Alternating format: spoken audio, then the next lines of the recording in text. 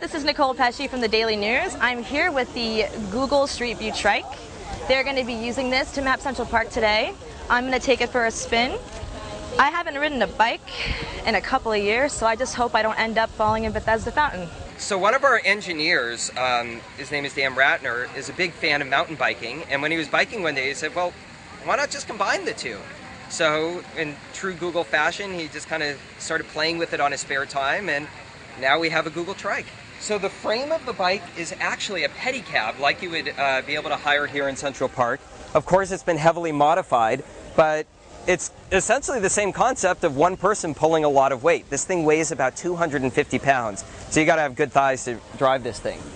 At the top here is the camera setup. This is what is actually taking the pictures that you see on Street View, very similar to how it works on our Street View cars. And of course, they're all coordinated, so they're taking photos at the same time, which makes it that when you're using Street View and you spin around, of course, you'll see the same imagery all around at the same time. Down here is the equipment where it all gets stored and all that. Here is the display and information that helps our triker figure out where to go so it doesn't drive the same place 10 times. Other than that, it's a normal bicycle. All of our Street View imagery, we blur every face, we blur every license plate. We really want to respect people's privacy.